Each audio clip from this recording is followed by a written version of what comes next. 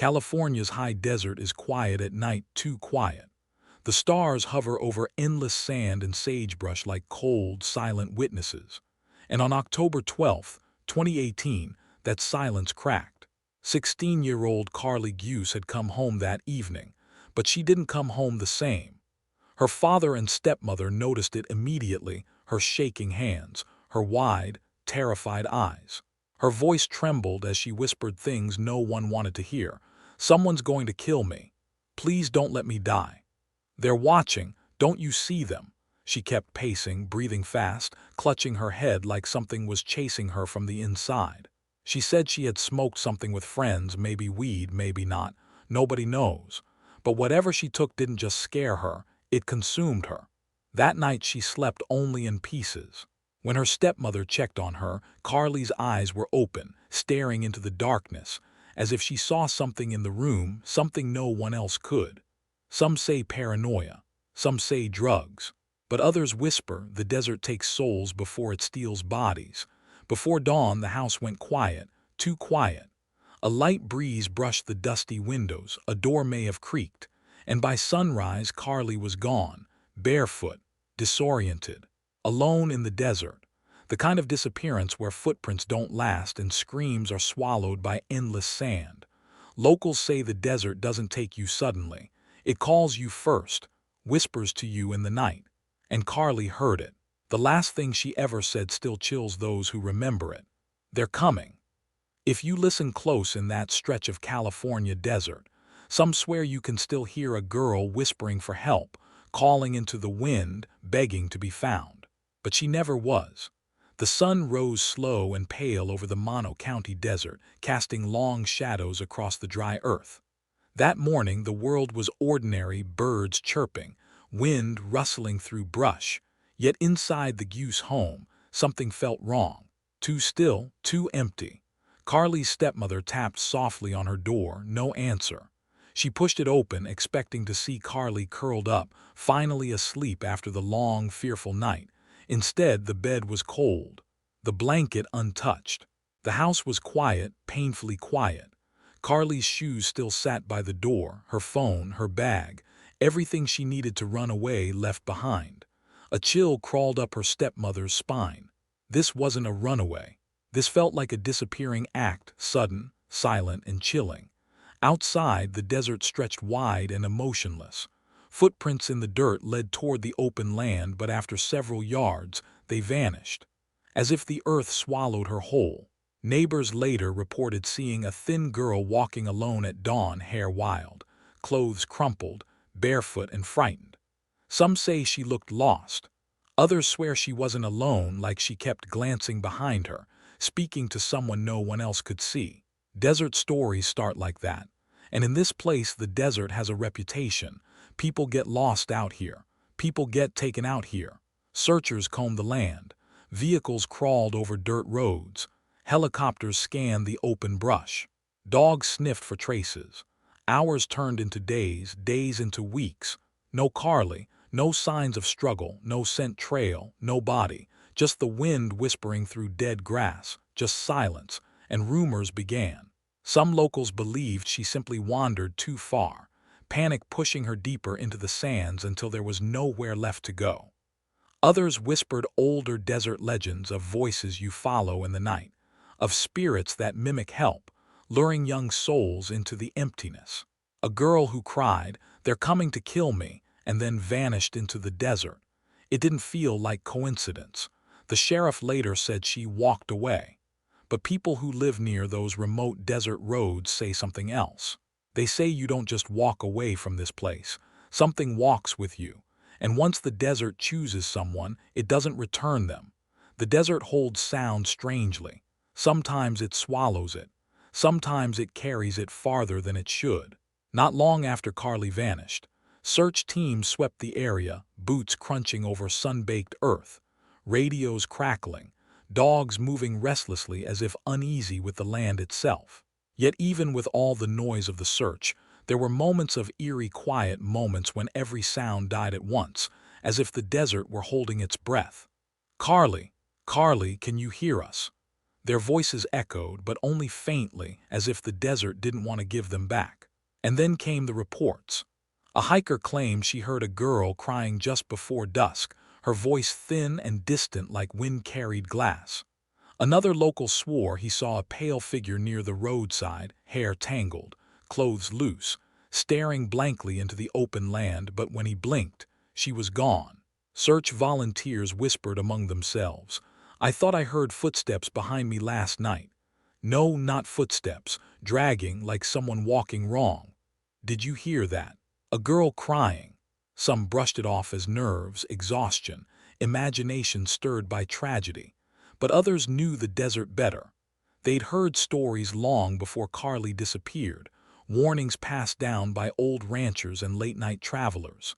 There are voices in these sands, echoes that don't belong to the living, shadows that appear at the edge of your sight and vanish when you turn. One seasoned searcher, 30 years in the wilderness, quietly packed up after sunset on the third day and refused to come back. When asked why, he said only, "I've never felt watched by something I couldn't see before." Investigators marked maps, families prayed, candles burned at night in windows across town. But the desert doesn't answer prayers, it keeps secrets.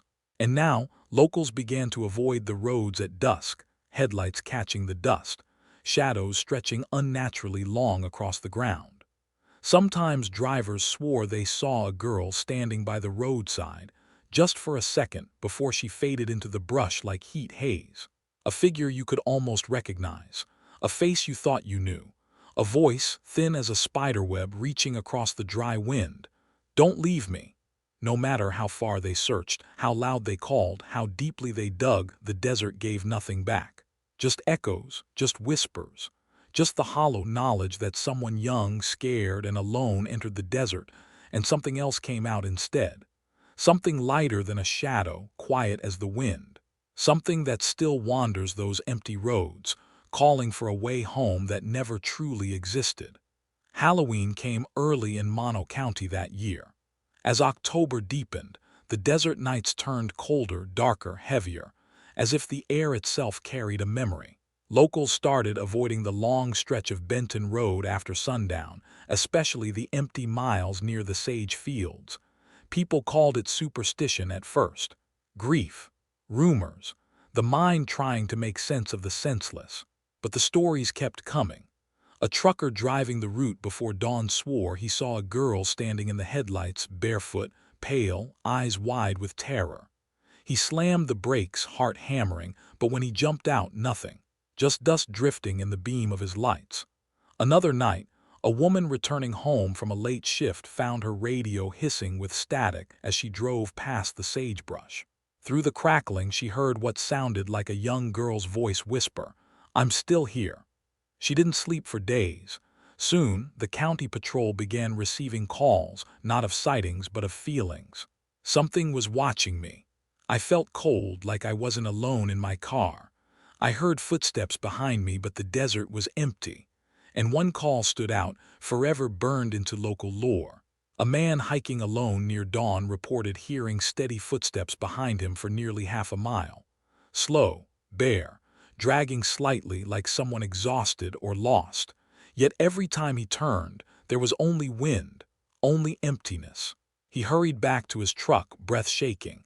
And as he shut the door, his rearview mirror caught a flicker of movement, a girl standing in the road behind him, staring. Then gone. Search teams came back briefly after that, just to look one more time. But radio chatter became strange, jumpy. GPS signals glitched. One officer's body cam recorded faint audio late one night, a soft voice, impossible to place. "Please don't leave me here." Investigators dismissed it. Locals did not. Some say the desert out there isn't just land. It's a threshold, a place where the living and the lost walk close, breathing the same cold air.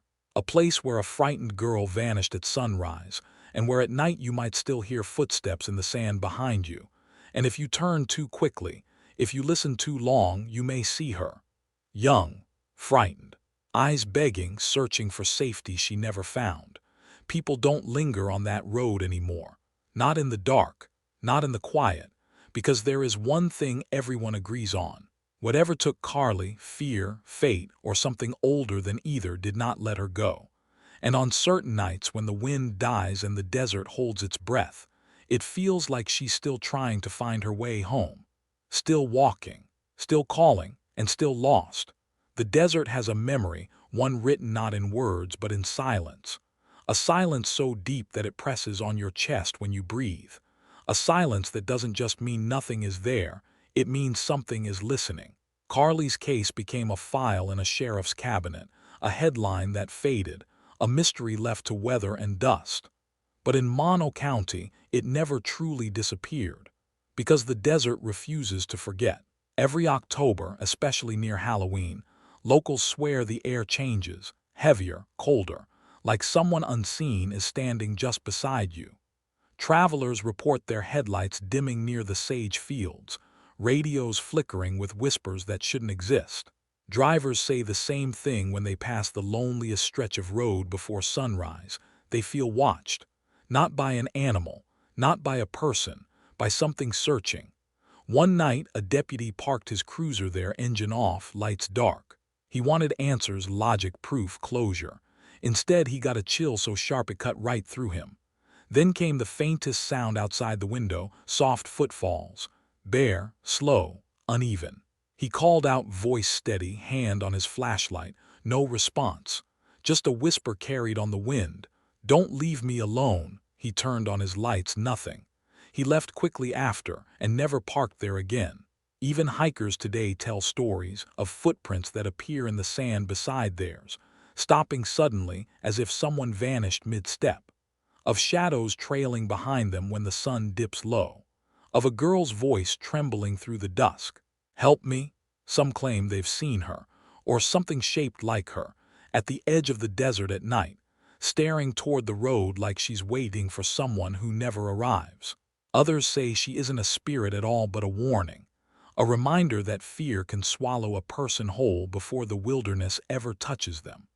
But if you ever find yourself out there, where headlights fade and silence creeps in like fog, you might feel it too. A presence, a plea, a pair of young eyes in the dark searching for safety that never came. The desert took her, and deserts don't return what they keep. Not bodies, not answers, not souls. So if you ever drive those long, lonely California roads near Halloween, roll your windows up, keep your eyes forward, and whatever you do, don't answer the voice calling your name. It might not be meant for you. It might be hers, still lost, still wandering, still whispering through the sand. Please don't leave me.